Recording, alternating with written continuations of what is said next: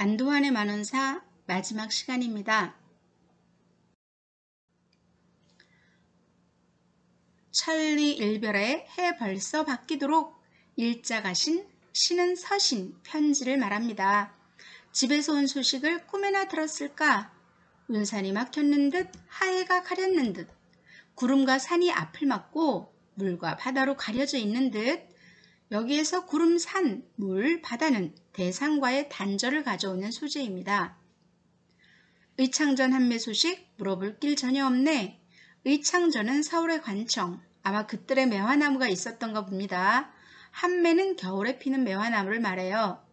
바닷길 일천리가 뭐다도 하려니와 바닷길 일천리가 멀기는 하지만 약수는 삼천리인데도 청조, 파랑새가 소식을 전하고 은하수는 구만리인데도 까마귀와 까치, 오작이 다리를 놓고 북해의 기러기는 상림원에 날아나니.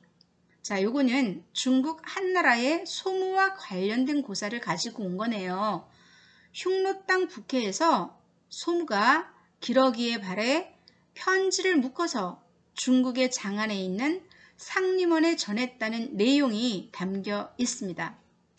내 가신 내 집 편지는 어이하여 이다지 막혔는고 꿈에나 혼자 가서 고향을 보련마는 원수의 잠이 올제 꿈인들 하니 꾸랴 흐르나니 눈물이요 친나니 한숨이라 눈물인들 한이 있고 한숨인들 끝이 있지. 내 눈물이 모였으면 추자섬 같은 섬이 또 하나 생겼을 거라고요. 이 한숨이 쌓였으면 한라산을 다 뒤덮었을 거라고요. 해안에 낙주하고 어촌에 연기 날째 저녁 노을 그리고 저녁밥을 짓노라 굴뚝에서 피어오르는 연기, 요걸 연하라고 하는 것입니다. 사공은 어디 가고 빈대만 메었는고 송미인곡 구절이네요. 산상, 산 위에 구적은 이필이이니 휘파람일 것입니다. 자, 휘파람 소리는 소 무는 아해로다. 소치는 아이가 휘파람 소리로 소를 몰아 집으로 돌아옵니다. 저녁이 되었다는 뜻입니다. 자는 새는 투림, 숲에 몸을 던져 옛집으로 날아드니 금수도 집에 있어 돌아갈 줄 알았는가? 사람은 무슨 일로 돌아갈 줄 모르는고? 모든 것이 다 제 집으로 돌아가는 저녁 시간, 돌아갈 수 없는 자신의 처지가 새삼 서럽습니다.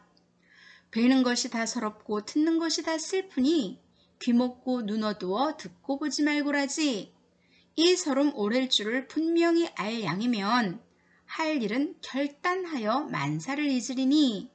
헐, 협박입니까? 죽기를 결단하여 모든 것을 잊어야겠다 라고 말하고 있네요.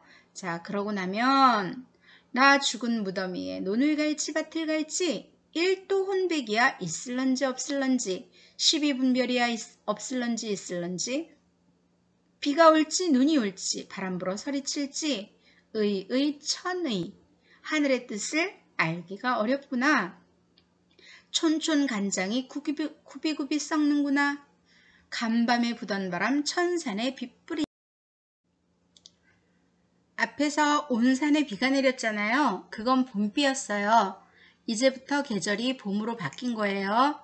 90동군이 춘광을 자랑는 듯 어떤 곳에는 구심동군이라고 쓰여 있는 곳도 있는데요. 90동군이 맞습니다.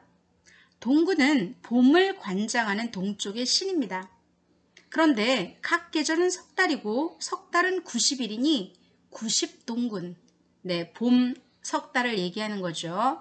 자, 이제 봄이 왔다는 얘기예요. 봄의 신이 춘광, 봄빛을 자랑하는 듯 밑불손 천지마음 봄을절로 알게 하니 나무나무 잎이 피고 가지가지 꽃이로다. 이제 봄이 된 거예요. 방초는 처처한데, 자, 방초는 향긋한 풀, 춘풍 소리 들리거늘 눈 씻고 일어앉아 객창을 열쳐보니 창전에 수지와는 웃는 듯 하였구나. 창문 앞에 꽃핀 나뭇가지가 나를 보고 웃는 듯 합니다. 의인법 쓰였네요. 반갑다 저 꽃이여. 예, 옛날에 보던 꽃이로다. 낙양 성중에 저 봄빛 한 가지요. 고향 원상에 이 꽃이 피었는가. 낙양도 중국의 옛 왕조의 수도였는데요. 장안처럼 일반 명사화해서 서울이라는 의미로 쓰였습니다. 내 고향 서울에도 봄이 왔을까? 이 꽃이 피었을까? 간해, 지난해, 오늘의 웃음무서 보던 꽃은 청준, 술동이 준자인데요. 청준이면 청자 술 항아리, 아마도 그럴 것 같아요. 아무튼 술동이에 술을 부어 꽃 꺾어 햄을 놓고 술을 한 잔 마실 때마다 꽃가지를 꺾어 잔수를 세는 것을 말해요. 이것은 정철의 사설시조 장진주사의 내용입니다. 한 잔 먹새 그려 또 한 잔 먹새 그려 꽃까지 산 놓고 무진무진 먹새 그려 이렇게 부르는 노래입니다. 뇌번하 즐김, 즐김이에요. 화려한 아름다움을 즐기느라 저 꽃을 보았더니 올해 이날에는 눈물을 뿌리며 꽃을 봅니다. 아침에 나쁜 부족했던 밥이 낮이 못되어 시장길을 느끼게 합니다. 박잔에 흐린 술이 값없이 쉬울쏜가? 좋지 못한 술잔에 싸구려 술이망정 값없이 얻을 수는 없습니다. 내 고생 슬픔으로 첫 꽃을 다시 보니 전년꽃 올해꽃은 꽃빛은 한 가지나 전년사람 올해사람 인사는 다르도다. 꽃은 매 한 모양이로되 내처지는 하늘과 땅 차이입니다.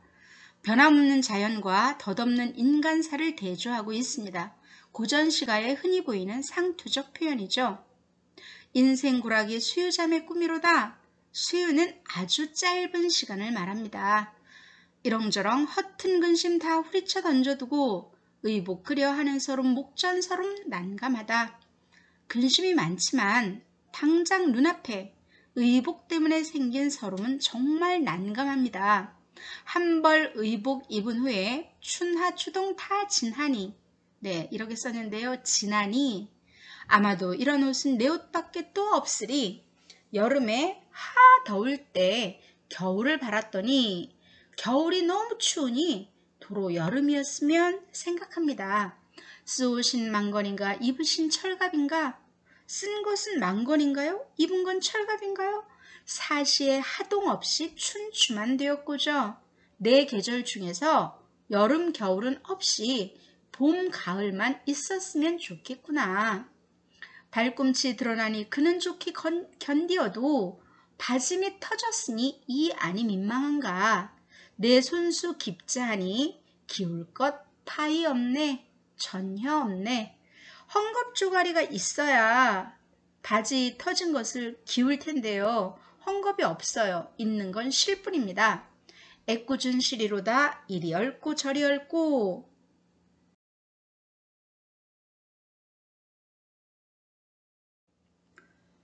고기금을 걸어맨 듯 꽝에는 찍어낸 듯 침제도 그지없고 수품도 사치롭다.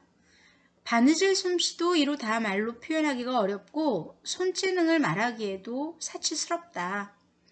좀 전에 적던 식량 크기는 어쩐 일고 예전에는 적게 느껴졌던 식량이 이제는 그 정도만 준다고 해도 감사할 따름이에요. 한 그릇 담은 밥은 줄임범의 가재로다. 줄임범의 가재. 여간 먹어서는 양이 차지 않는다는 의미의 속담입니다. 조반석죽이면 부가웅 부러하랴. 아침에 밥 먹고 저녁에 죽 먹는 수준만 돼도 부자 나으리 부럽지 않을 텐데 아침은 죽이더니 저녁은 그도 없네. 못 먹어 배고프니 허리띠 탓이란가. 허기져 눈 깊으니 뒷곡도 거의로다. 눈이 쑥 들어가서 뒷꼭지, 뒤통수에 붙었습니다. 아마도 배는 등가죽에 붙었겠죠. 정신이 아득하니 운무에 쌓였는가. 눈앞이 핑 돌면서 뿌예십니다. 마치 운무, 구름과 안개에 쌓인 것처럼요. 한 되밥 쾌이지어 실컷 먹고 싶구나. 이러한들 어찌하며 저러한들 어찌하리. 천고만상을 아무련들 어찌하리. 의복이 족한 후에 예절을 할 것이고 기한, 굶주림과 추위가 작심은 극심을 잘못 표현한 것 같아요. 기한이 너무 심하면 염치를 모르나니 궁무소불위, 궁하면 못할 일이 없다 하는 것은 옛사람의 이른바라. 이런 생각이 담긴 속담이 있습니다. 사흘 굶으면 담 안 넘을 사람 없다가 바로 그것입니다. 삽을관면은 군자의 예절이요 기불탁속은 장부의 염치로다. 이것은 고전소설 서동지전에도 나오는 내용인데요. 사양하여 벼슬에 오르지 않는 것은 군자의 예절이고 굶주려도 좁쌀을 쪼지는 않는 것은 장부의 염치입니다. 이 말이 뜬금없이 왜 나왔나 생각하시나요? 앞에서 밥 한 번 실컷 먹어보고 싶다고 했잖아요. 그러면서 뒤에 국무소불위, 궁하면 못할 일이 없다. 사흘 굶으면 담 안 넘을 사람 없다. 라고 했는데요. 그것은 육체의 욕구를 중심에 둔 사고잖아요. 하지만 옛사람이 중요시했던 것은 육체가 아니라 정신입니다. 우리의 육체는 유한하지만 그것에 깃든 정신은 무한하잖아요. 그래서 자신이 육체와 정신 중 정신의 가치를 둔 사람임을 보여주려는 것입니다. 자신은 장부이니 줄일지라도 밥을 위해 염치를 버리지는 않겠노라 라는 다짐인 거죠.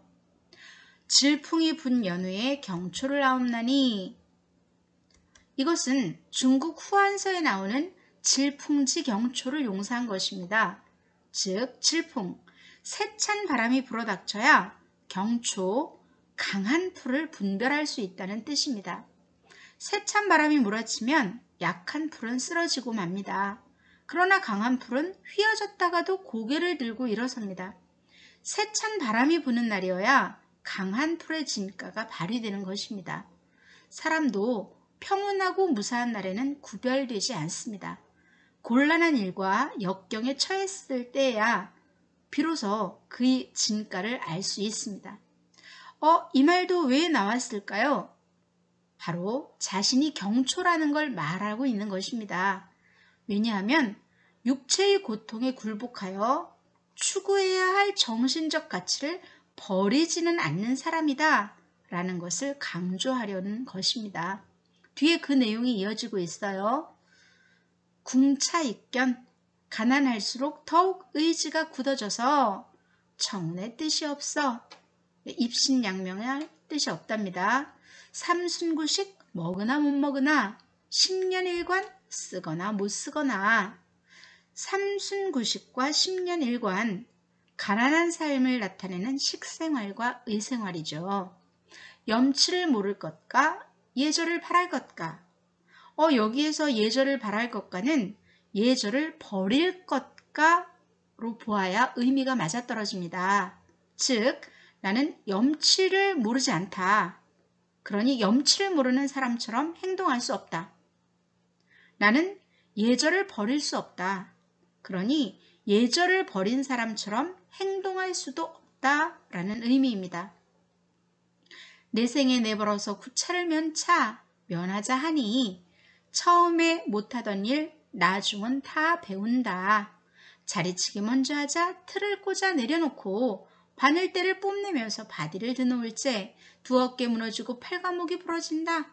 너무너무 힘이 들어요. 어깨며 팔, 목이 부서질 듯 합니다.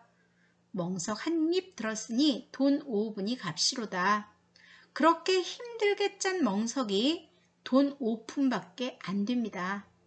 약한 근력, 강하게 만들어서 부지런을 내자고 하니 손뿌리에 피가 나서 종이 골무에 피가 어립니다. 골무는 손가락 끝에 끼우는 손일할 때 쓰는 도구입니다. 실 같은 이 전명을 끊음직도 하다마는 아마도 모진 목숨, 내 목숨 뿐이로다.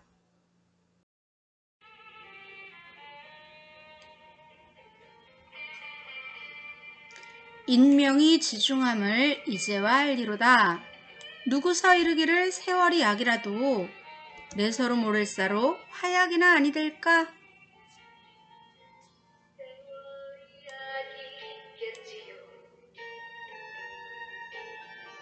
당신의 슬픔을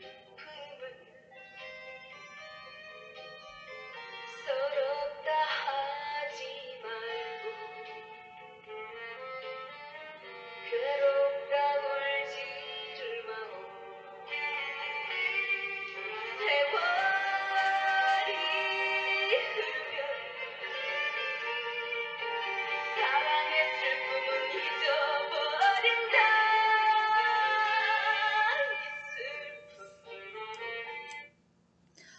제가 아주 어렸을 때 할머니, 할아버지 부르시던 노래인데요. 세월이 약이라는 그 속담이 조선시대 때부터도 있었나 봐요. 그래서 자, 화자가 이렇게 말하고 있네요. 누가 세월이 약이다 라고 하는데 내 설움은 오래될수록 약이 되는 것이 아니라 화약이 되고 있다 라고 말하고 있는 건데요. 정말 센스가 있네요. 약이라는 말에서 화약을 연상해 가지고 이렇게 표현하고 있죠. 날이 지나 달이 가고 해가 지나 도리로다. 작년이죠. 작년에 비던 볼이 올해 고쳐 다시 비어먹고 지난 여름 낙던 고기 이 여름에 또 낚으니 새 보리밥 담아놓고 가슴 맥혀 못 먹으니. 네, 유배를 당한 지 벌써 1년이 지났는데도 아무런 소식이 없어요. 그죠? 세월이 가는 것에 너무 가슴이 답답하고 우라가 침입니다. 뛰든 국이 회를 친들 목이 메어 들어가랴. 서러함도 남의 없고 못 견딤도 별로하니 내가 느끼는 서러움, 고생은 남과 비교할 수 없는 특별한 수준이라는 말이네요. 내 고생 한 해 함은 남의 고생 10년에 비길 만하답니다. 흉즉 기람. 나쁜 일이 곧 좋은 일로 바뀔 수 있겠는가. 고진감래는 언제 할꼬. 하나님께 비나이다 서른 원정. 서러운 소원 비나이다. 책력은 달력이에요. 달력도 해가 묵으면 고쳐 쓰지 다시 쓰지 아니하고 노여움도 밤이 지나면 풀어져 버리나니 세사도 묵어지고 인사도 묵었으니 세상 일도 사람의 일도 이제 다 지나간 일을 작년의 일이란 말이에요. 천사만사 이런저런 모든 일을 탕척은 죄명을 씻어준다는 뜻이니 사명을 말합니다. 그만저만 서용, 우리는 용서로 쓰죠. 용서하사 끊쳐진 옛 인연을 다시 잇게 하옵소서. 인연이라는 단어는 사람과 사람 사이의 연분을 의미하기도 하지만 사람이 상황이나 일, 사물과 맺어지는 관계도 인연이라고 해요. 그러니 자신이 귀양 오기 전에 원래의 생활로 되돌아갈 수 있게 해달라고 하나님께 빌고 있어요. 자, 마지막 요 구절이 이 작품 전체의 주제입니다. 임금님께 이 말을 하고 싶어서 이 긴 글이 쓰여진 거라고 볼 수 있어요. 자, 드디어 끝이 났습니다. 뭐 일이 세세하게 이렇게까지 할 필요가 있었을까요? 질문한다면 이렇게 답하겠습니다. 여러분을 고전 문학의 정서에 좀 더 다가오게 하고 싶었다고요. 그리고 묻겠습니다. 정말 그렇게 되었나요? 내가 듣고 싶은 대답은 이것입니다. 네, 이제 고전 문학이 좀 만만해 보이네요. 여러분이 직접 내게 말해주세요. 기다리겠습니다.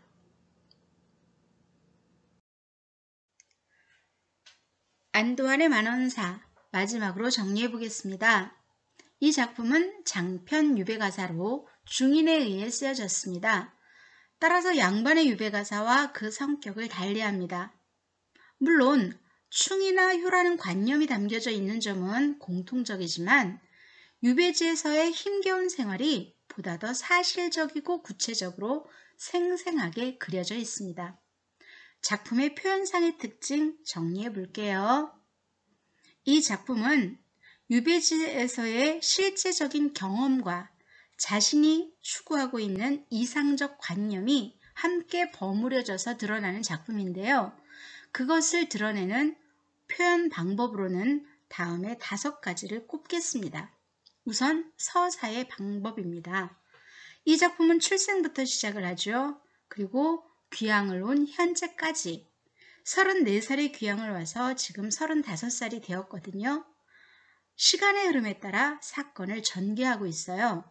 귀향지에서도 우리가 확인했다시피 여름, 가을, 겨울, 봄, 그리고 또 여름이 되었잖아요. 자, 이렇게 서사의 방식으로 내용을 전개합니다. 두 번째는 연상의 방식이 많이 쓰였다는 것입니다. 현재의 상황과 체험에서 연상되는 자신의 과거 경험, 그리고 지식, 이런 것들을 나열하는 방법 많이 쓰여 있어요. 예를 들면 여러 가지 꿈 이야기하는 것, 또 귀양다리라는 말 듣고서 서울의 12달이 연상해서 나열하고 있죠. 그리고 이렇게 덜덜 너무 추워서 밤에 떨면서 잤잖아요. 그 떨다라는 단어에서 또 여러 가지 자신의 경험, 지식 나열하고 있답니다.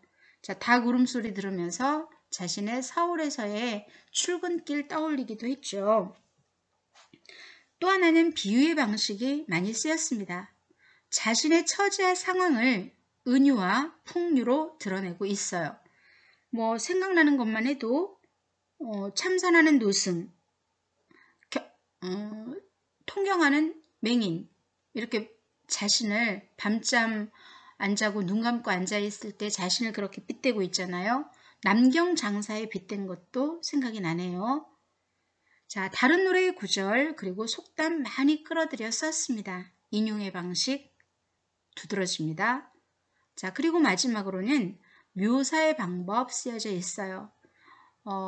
자신의 누비바지를 입은 그 모습, 굴뚝막은 덕석인가 하는 거 기억나네요. 자, 자신의 형상 또는 계절의 변화, 네, 가을이 되었을 때, 겨울이 되었을 때 눈앞에 펼쳐지는 광경 아주 생생하게 그림 그리듯 묘사해내고 있잖아요.